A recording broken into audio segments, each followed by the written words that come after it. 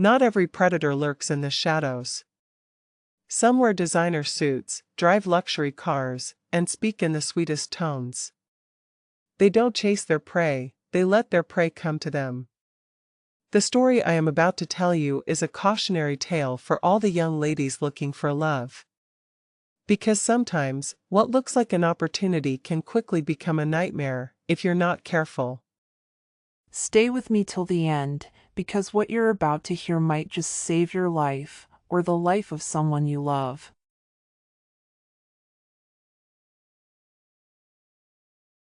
The club pulsed with life, neon lights flashing as music filled the air. Laughter and chatter blended into the rhythm of the night.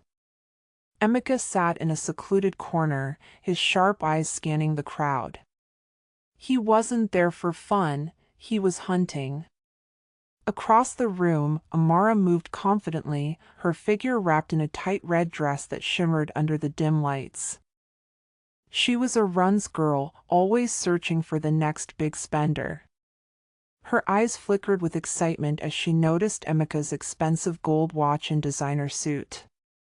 When their gazes met, he smiled, raising his glass. She took the bait.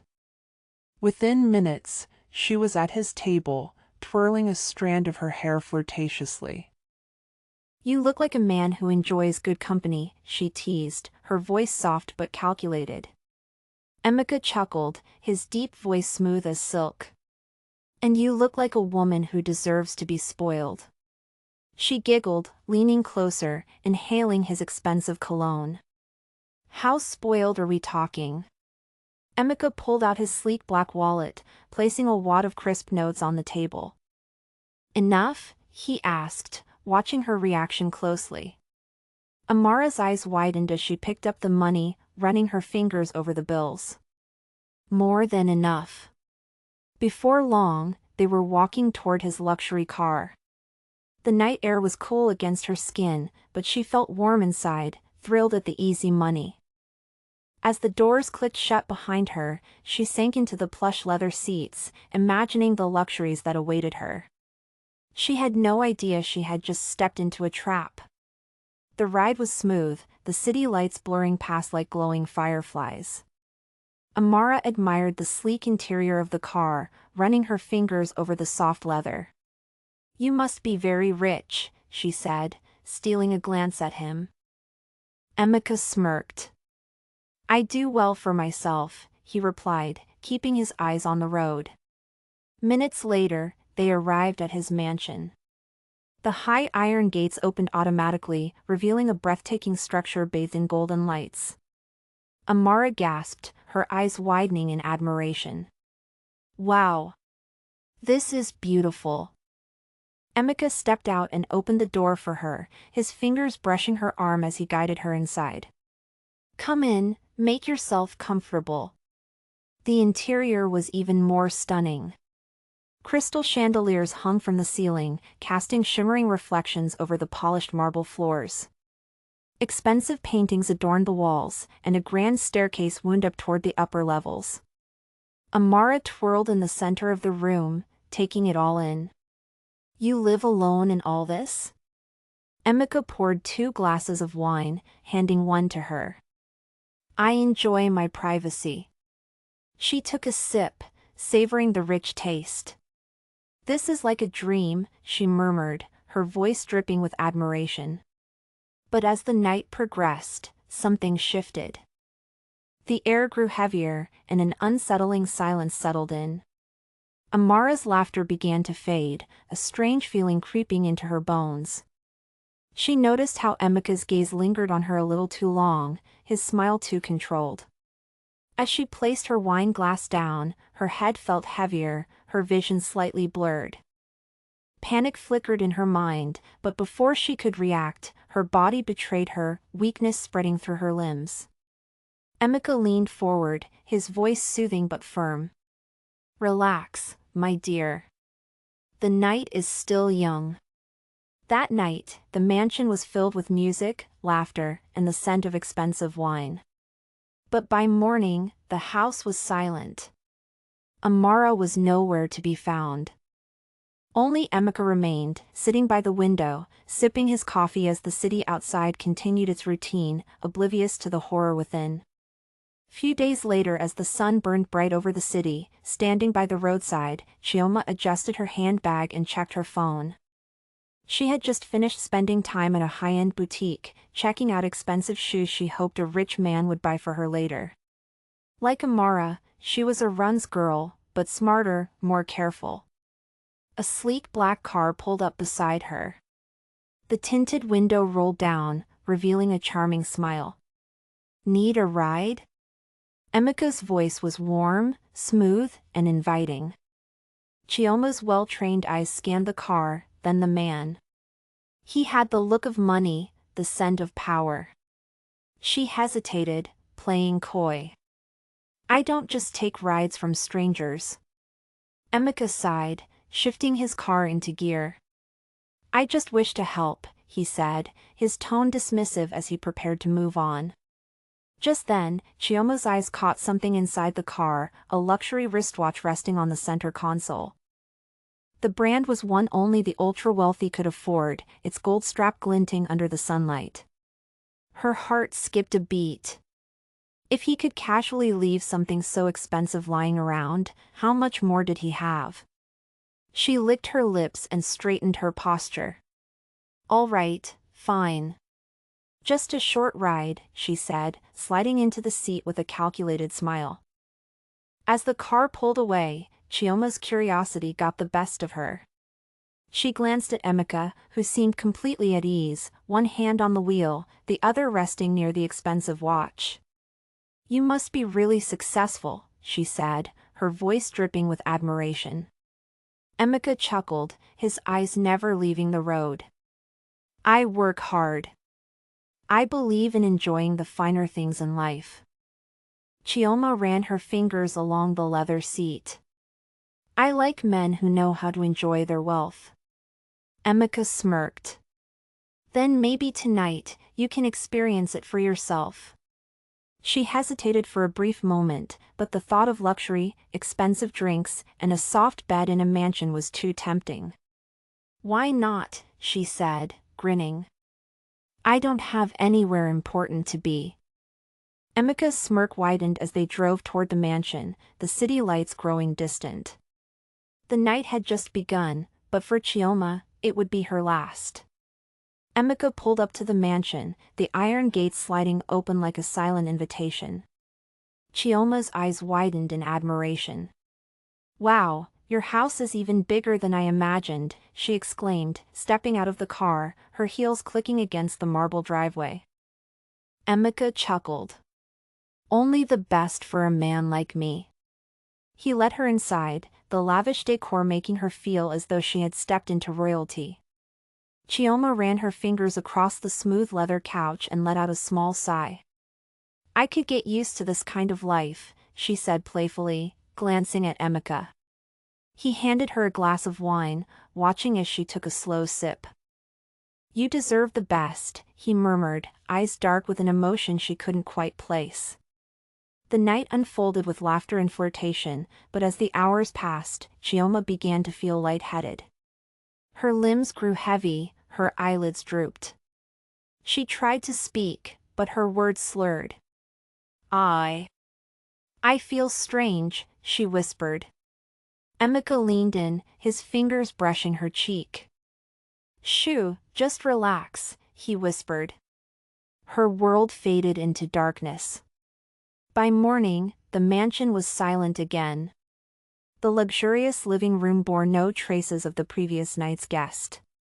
Chioma, like Amara before her, had vanished without a trace. In the hidden room tucked behind a seemingly ordinary bookcase in his study, Emeka stood beside a sleek metal table, his expression unreadable as he inspected his victim lying on the table. To an unfamiliar guest, it was just another part of the lavish decor, but for Emeka, it was where his darkest secrets thrived. The air was cold, thick with the metallic scent of something sinister.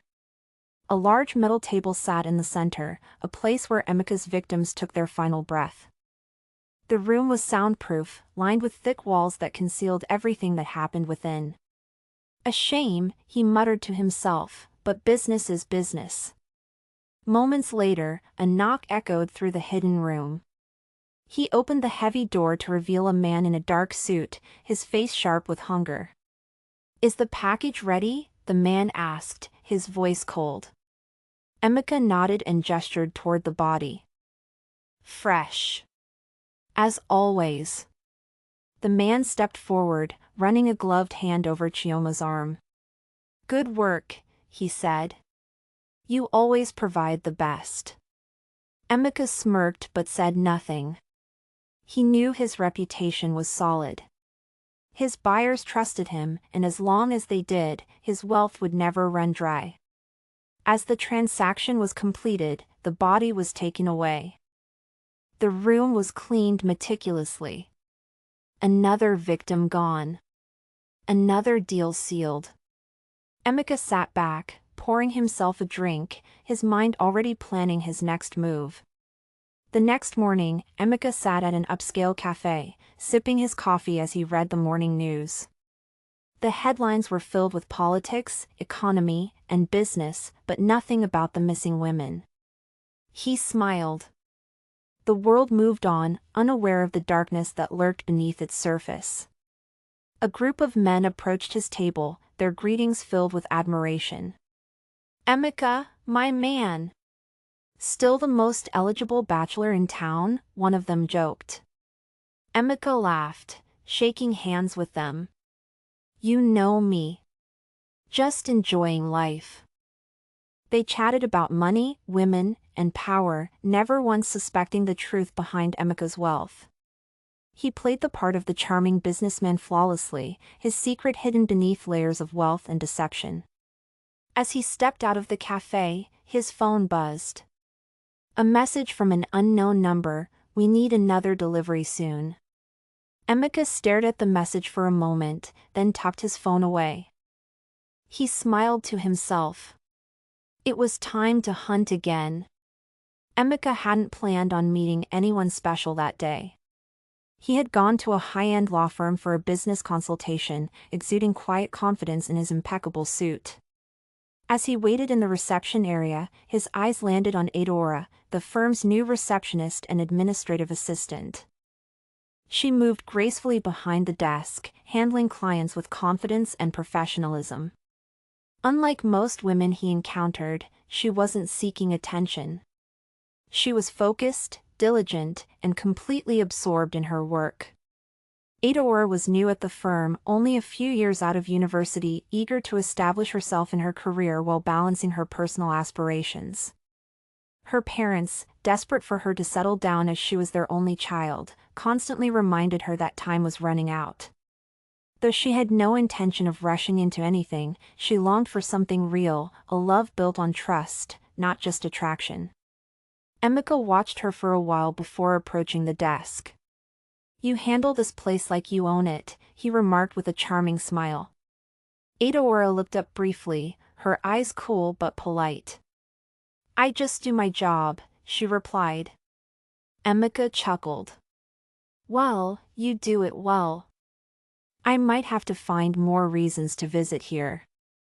At first, she paid him little mind, seeing him as just another wealthy client. But he was persistent. He made excuses to drop by, always stopping for small conversations.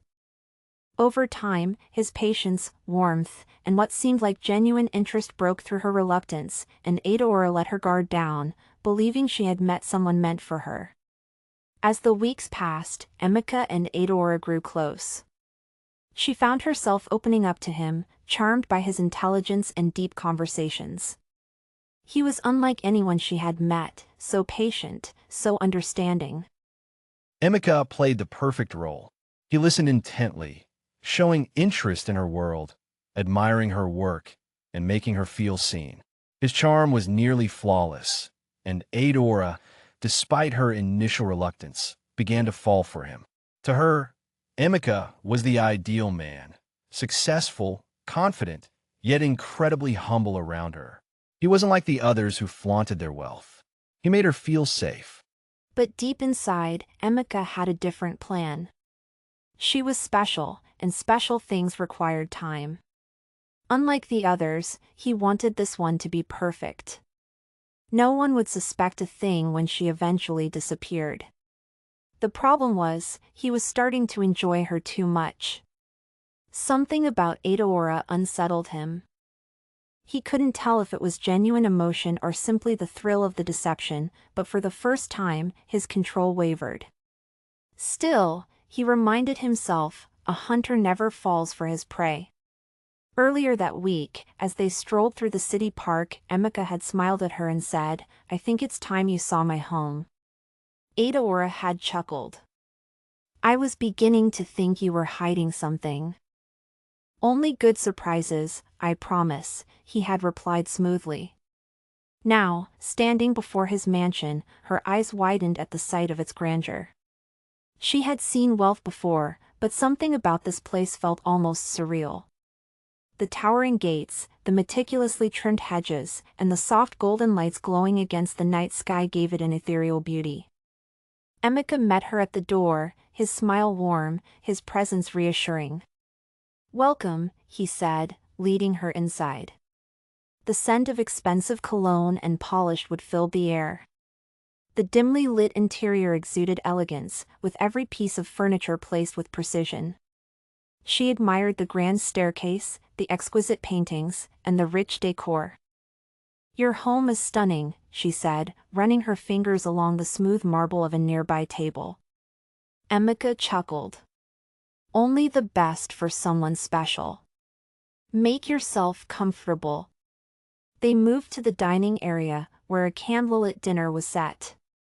Aurora was touched by the effort, and as they ate, they talked about life, their dreams, and their pasts. But as the evening progressed, something shifted. Emeka leaned forward, his gaze unreadable. "Did you tell anyone you were coming here tonight?" Aurora blinked, taken aback by the question. "Of course. My parents always worry, so I always tell them my whereabout. Also, I mentioned it to my best friend, Chioma, too." For the first time, Emeka's smile faltered, just slightly, but enough for Aurora to notice. Aurora watched him, sensing something had changed. The air felt heavier. Something was off. Emeka exhaled and smiled again, but this time, it didn't reach his eyes. He nodded slowly, swirling the wine in his glass, his mind racing. This complicates things. He had hoped she wouldn't have informed anyone. Now, he had to decide, was it still worth the risk? Could he still proceed with his plan without raising suspicion?